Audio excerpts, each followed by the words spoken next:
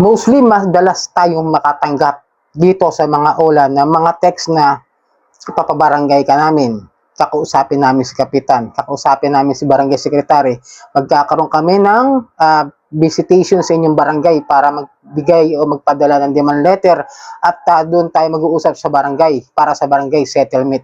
Na which is, legal nga ba o may karapatan nga ba na magreklamo sa barangay ang mga OLA? Dito sa video ito, tatalakayin natin yan at bubusisiin natin. Pero bago ang lahat, maglalambing po muna ako sa inyo na paki-follow po ang aking mga social media account, ang Facebook, TikTok at ang aking YouTube channel. At kung nagustuhan nyo at nakatulong sa inyo ang video ito, ay malaking tulong din po ang inyong pag-like, malaking tulong din po ang pag-share. At para updated po kayo sa mga usaping online lending apps, pakihit lang po yung notification bell. Okay? Disclaimer, hindi po ako nanghihikayat na mangutang kayo dito sa mga OLA. Ako po yung sumisilip at nagre-review lamang po kung ano ang proseso ng kanilang pagpapautang at ang proseso ng kanilang paniningil para magkaroon ako sa inyo ng tamang expectations na may share at may ibabahagi. At ulitin ko sa inyo na hindi po ako nangungonsentre na huwag magbayad ng utang. Ang utang at responsibilidad po yan na dapat natin gawin. At paalaala, maging maingat sa pag-utang ha. At hindi po basta-basta lang laro ang mga online lending apps. Medyo may peligro at may consequences tayong dapat harapin once na hindi tayo nagkaka-settle dito sa mga OLA. Ito, pag-usapan natin yan. No? Diba? Mostly, text messages, emails, di ba? Nakakatanggap kayo ng ganito.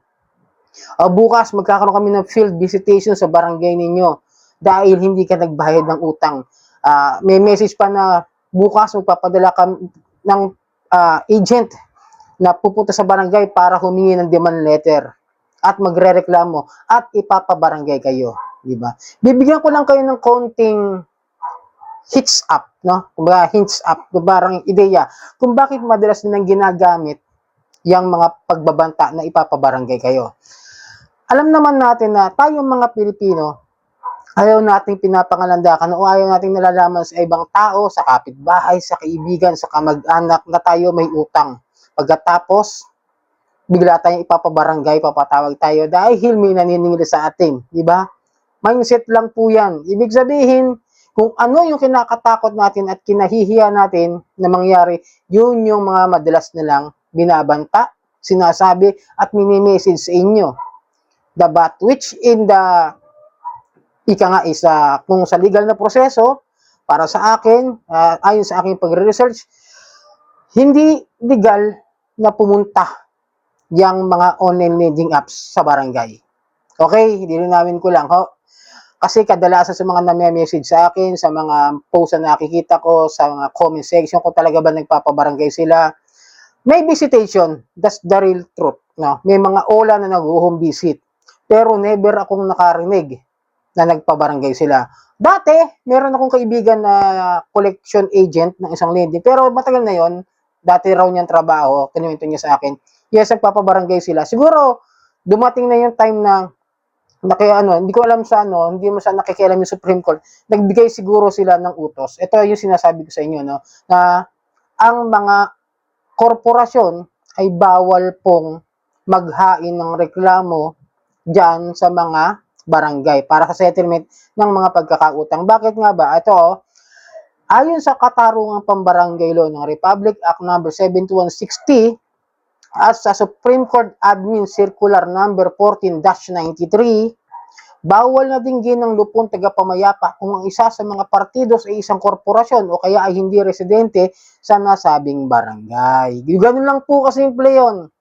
Hindi nila kayo pwedeng ipablatter o ipabarangay o pag-usapan ng lupon yung inyong utang sa isang korporasyon na hindi naman ninyo kabarangay. Malinaw?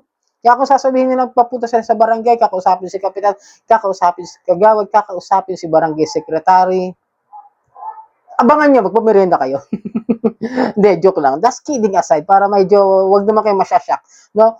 Well, ito kasi yung sinabi niya, no? Kung pagbabasin natin, na bakit hindi kasama yung itong mga korporasyon na maghain ng reklamo doon sa mga nagkakautang dyan sa OLA o sa ibang mga lending companies. Ito kasi siya, kumbaga meron siyang key provisions of Supreme Court Administrative Circular 14-93. Ito kasi sabi niya, ito lang yung mga exemptions na mga kaso na exempt doon sa mandatory barangay conciliation. Ibig sabihin, ito, dito pinapahintulutan ng Supreme Court. Order yan eh. Parang sa ano, parang batas na rin yan na kailangan masunod yan. Okay, ito po, corporation, partnership, or juridical entities. Hindi po sila pwede maghain ng reklamo kapag hindi kayo nakapagbayad ng utang. Yun lang po, simplihan lang natin para hindi tayo masyadong humaba pa sa usapin na ito. Okay? Ganun lang kasimple. Bawal sila. Ngayon, kung tinanggap ng barangay yung reklamo laban sa inyo, pwede nyo yung idulog yung ginawa ng inyong kapitan, ng lupon, tagapamayapa, kagawad, o ni barangay secretary. Pag tinanggap nila yung pagrereklamo ng hindi naman nila kabarangay, at isa pa, yung mga korporasyon na yan ay may kakayahan naman na magreklamo at dumiretso sa korte, sa small claims court, as long as they do the due process ng paniningil. Tandaan nyo, pwede silang bumisita sa bahay ninyo, tanungin lang kung saan kayo nakatira, pero hindi nila pwedeng i-expose sa ibang tao yung inyong utang dahil ito ay private conversation o private na kontrata ninyong dalawa lang. Pwede sila magtanong sa barangay, sabihin, ganito, kunwari ako si collection agent, punta ako sa barangay kasi hindi kumakita yung bahay ninyo. Kilala niyo ba si Kuya Johnny? Kasi po, may kailangan lang po ako, baka makatulong po kayo. Yun, ganun. Pero kung sasabihin ni collection agent, ako si collection, andyan ho ba si Kuya Johnny? Kasi may utang po sa amin yun. Hindi ho nagbabayad, hindi ho nagme-message. Ang dami na ho namin demand letter. Which is, paglabag na sa Data Privacy Act. Kasi nga, usapan yung dalawa lang yan, lender at ang borrower. Hindi pwedeng basta-basta kasi hindi mo sa pinagtatanggol ng batas yung mga nangungutang na ayaw magbayad.